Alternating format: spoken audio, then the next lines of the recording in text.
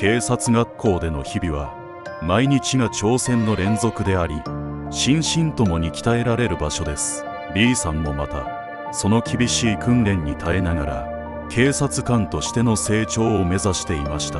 B さんが訓練中に初めて霊的な体験をしたのは夜間の走行訓練中でした。その日は月明かりもほとんどなく、闇に包まれた学校の敷地内を走っていました。訓練生たちは列をなして走り、その静寂の中で突然 B さんは何かが背後にいるのを感じたのです。その時彼の心臓は急に鼓動を早め、冷たい汗が背中を伝いました。何かが確実に背後に迫っている、そんな直感が彼の全身を駆け巡ったのです。なんだこの感覚、誰かが僕の背後にいるような気がする。その感覚は背筋が凍るほど鮮明でした。振り返っても誰もいないはずの場所に確かに視線を感じたのです。彼は不安を覚えながらも訓練を続けましたが、その夜はどうしても眠れませんでした。次の日の訓練中もその視線の感覚が彼を襲いました。特に夜間の訓練時にはその視線が彼の背中に釘付けになっているように感じました。まるで誰かがずっと見ているみたいだ。何なんだこれは。次の日も、そしてその次の日も B さんは同じ感覚に襲われました。特に夜間の訓練時にその感覚は強まり、まるで誰かが背後から見守っているかのようでした。彼は徐々に精神的に追い詰められていきました。訓練が進むにつれて彼の疲労感は増していきましたが、その視線の感覚は一向に消えることはありませんでした。日中の訓練中も彼はその感覚に怯えることが多くなり、集中力を欠くようになっていきました。これじゃ訓練に集中できない。一体どうすればいいんだ。 B さんがこの話を同期生たちに打ち明けると、意外にも同じ体験をしている者が複数いることが分かりました。みんな夜間訓練中に背後からの視線を感じていたのです。しかし誰もその正体を知る者はいませんでした。彼らはその現象をただの疲れやストレスのせいにしていましたが、 B さんだけはその感覚が現実であると確信していました。彼らの中には夜間の訓練中に何度も振り返る者や視線を感じた場所を避けて通る者もいました。お前も感じたか、あの視線。でも疲れてるだけだろうと思ってたよ。いや、これは疲れなんかじゃない。何かが本当にいるんだ。 B さんの恐怖は日を追うごとに増していきました。夜になると不安と恐怖が襲いかかり、寝不足の日々が続きました。彼は訓練の疲れと精神的なストレスに耐えながらも、どうしてもその視線の正体を突き止めたいという強い意志を持ち続けました。毎晩訓練が終わると彼は一人でその場所を訪れ、視線を感じる場所を調べましたが、何の手がかりも見つかりませんでした。彼はその場所が何か特別な意味を持っているのではないかと考えるようになりました。なんでこんなに視線を感じるんだ。何かがあるはずだ。ある晩 B さんは意を決してその背後に迫る視線の正体を突き止めようと決心しました。夜間訓練が始まる前に彼は一人で訓練コースを歩きました。暗闇の中、彼は一瞬の気配を感じて振り返ると、そこには青白い顔をした人影が浮かび上がっていました。その顔は無表情で、ただじっと彼を見つめていました。なんだあれは。 B さんは凍りついたように立ち尽くし、心の中で必死に冷静を保とうとしましたが、恐怖が彼を支配していました。その瞬間、人影は消え去り、彼は慌てて訓練場へ戻りました。次の瞬間、人影は消え去り、彼は慌てて訓練場へ戻りました。その後、彼は誰にもこのことを話さず、心の中に秘めておくことにしました。彼はその夜、寝室で何度もその顔を思い出し、なかなか眠りにつくことができませんでした。彼の心の中には、その霊の姿が鮮明に焼き付いていました。どうしてあんなものが見えるんだ。あれは何を伝えようとしているんだろう。その後も B さんは夜間訓練中に同じ現象を体験しました。特に訓練場の一角に差し掛かると、必ず背後からの視線を感じるのです。彼はその場所が何か特別な意味を持っているのではないかと考えるようになりました。彼はその場所がかつて何か悲劇的な出来事があった場所ではないかと疑い始めました。彼は訓練の合間にその場所を訪れ、何度も調べましたが、特に異常な点は見つかりませんでした。何かがあるはずだでも何も見つからない。ある日、B さんは勇気を出して教官にこのことを相談しました。教官、最近訓練中に背後から視線を感じるんです。特にあの古い建物の近くで。教官は驚くべき話をしてくれました。あの場所か。実はな、あそこはかつて古い建物があって、そこで一人の訓練生が不慮の事故で亡くなったんだ。それ以来、あの場所では奇妙な現象が起きるようになったんだ。その話を聞いた B さんは、その事故が自分の体験と何か関係があるのではないかと強く感じました。そうか、あの視線はその訓練生のものだったのか。教官自身もその場所で奇妙な現象を体験したことがあると言いました。私も夜間巡回をしていた時に、あそこで突然冷たい風が吹いて、誰もいないのに足音が聞こえたことがあるんだ。その時も不思議な視線を感じたんだ。その話を聞いた B さんは自分だけがこの現象を体験しているわけではないことに少し安堵しましたが、同時にその場所が持つ不気味な力を感じずにはいられませんでした。教官もまた、その場所を避けるようにしていたといいます。教官も感じていたのか。やっぱり何かがいるんだ。教官の話を聞いた B さんは、その事故の詳細を調べ始めました。図書室で古い記録を読み漁り、事故の詳細についての情報を集めました。彼はその訓練生の名前を知り、彼の記録を詳しく調べることにしました。この記録によると、彼は非常に真面目で優秀な訓練生だったのか。でも、なぜ彼があそこで。 B さんは友人たちにも話を聞きました。ねえ、君はあの事故について何か知ってるかい？友人は少し顔を曇らせながら答えました。ああ、彼はとても真面目で優秀な訓練生だったよ。みんな彼のことを尊敬していたんだ。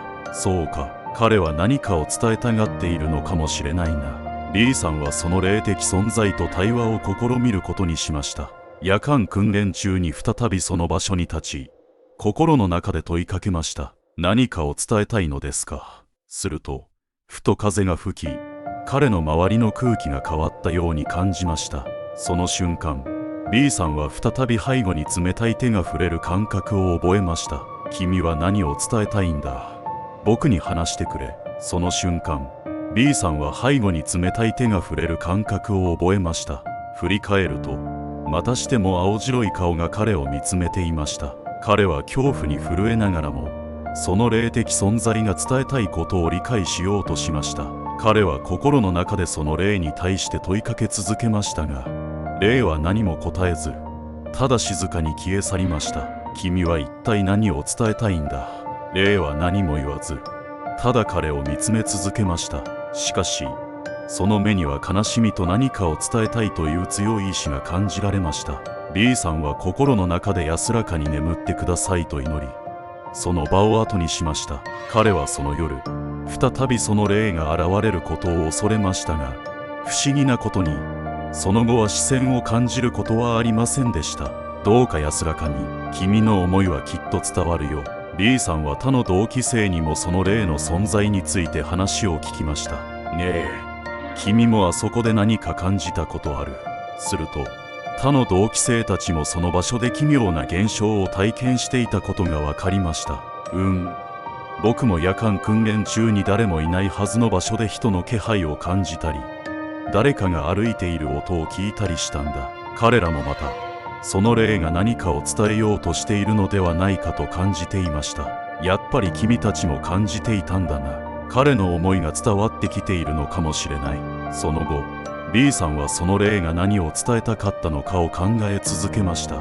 彼は事故の詳細をさらに調べ、その訓練生が生前にどのような人物だったのか、何を大切にしていたのかを探りました。彼の持ち物や日記、友人たちの証言を集めることで、彼の思いを少しずつ理解していきました。彼は本当に真面目で、みんなのことを大切に思っていたんだな。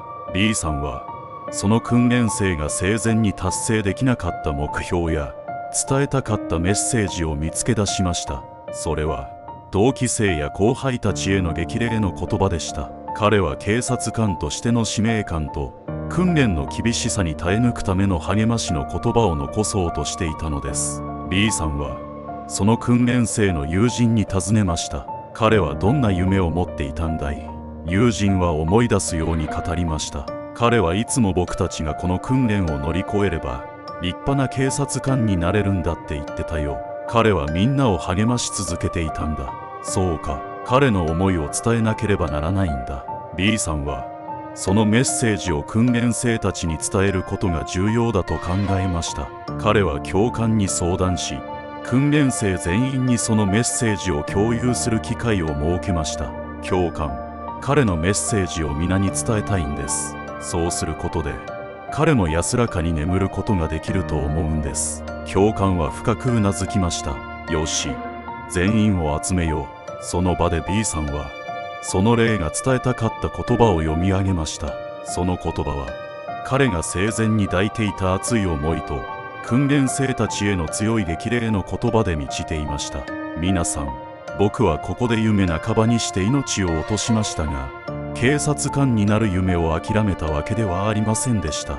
僕はここでの訓練がどれだけ厳しくてもそれを乗り越えて立派な警察官になることを目指していました。今皆さんも同じ道を歩んでいます。その道は決して楽なものではありませんが、決して一人ではありません。互いに助け合い支え合いながらこの厳しい訓練を乗り越えてください。僕が叶えられなかった夢を皆さんが叶えてくれることを心から願っています。そしてどんなに辛くても決して諦めないでください。皆さんならきっとできる。僕はそう信じています。その後 B さんは再び訓練場を訪れました。今回は背後からの視線や冷たい感覚を感じることはありませんでした。彼はその霊が感謝の気持ちを持って安らかに眠りについたのだと信じました。彼はその場で亡くなった訓練生への祈りを捧げ、心の中で感謝の言葉を伝えました。ありがとう。君の思いは皆に伝わったよ。訓練生たちはそのメッセージを聞き、大きな感動を覚えました。彼らはその霊の思いを胸に刻み、訓練に対する姿勢を見直しました。彼らは互いに助け合いながら訓練を続け、その結果、全員が大きな成長を遂げました。B さんもまた、そのメッセージを伝えることで、自分自身も大きな勇気をもらったと感じました。これで彼も安らかに眠ることができるだろう。僕たちは彼の思いを受け継いで頑張らなきゃならない。 B さんはこの経験を通じて、霊的な存在が時には重要なメッセージを伝えるために現れることを学びました。彼はその霊の存在を恐れるのではなく、敬意を持って受け入れることが大切だと感じました。この経験は彼にとっても大きな教訓となりました。霊の存在を恐れるのではなく、彼らの思いを理解し受け入れることが大切なんだ。 B さんはこの体験を通じて、警察官としての使命と霊的存在への敬意を学びました。彼は同期の仲間たちにこの話を共有し、共に霊的存在に対する理解を深めることを誓いました。みんな、僕が体験したことを聞いてくれ。霊が何かを伝えたいんだ。それを無視することはできないんだ。彼らはその後も訓練の厳しさを乗り越えるために互いに励まし合いながら訓練を続けました。この話は次の世代の訓練生たちにも伝えられ、警察学校の中で語り継がれることとなりました。新たな訓練生たちもまたこの話を聞いて霊的存在への敬意を持つようになりました。彼らは訓練中に何か奇妙な体験をした時には、その背後にあるメッセージに耳を傾けるようになりました。僕たちも彼の思いを引き継がなきゃならないんだ。その後、訓練場では奇妙な現象が起こることはなくなり、平和な日常が戻りました。リリさんはその場所での経験を忘れず、常に警察官としての使命を全うし続けました。彼は同期生たちともその体験を共有し続け、互いに励まし合いながら警察官としての道を歩んでいきました。もう奇妙な現象は起きなくなったけど、あの経験は忘れない。警察官として現場を離れた後も B さんは時折訓練場を訪れました。彼はその場所での体験を思い出しながら亡くなった訓練生への祈りを捧げ続けました。彼の心の中には常にその訓練生の思いが生き続けていました。君のことは忘れないよ。僕たちは君の思いを胸に頑張るよ。B さんが訓練場を訪れるたびにその場所は彼にとって特別な意味を持つようになりました。訓練場の風景やそこでの出来事が彼の心に深く刻まれていました。彼はその場所での体験を通じて自分が警察官としてどれだけ成長したのかを実感することができました。ここでの経験が僕を強くしてくれたんだ。B さんが訓練場を訪れると時折同期の仲間たちとも再会することがありました。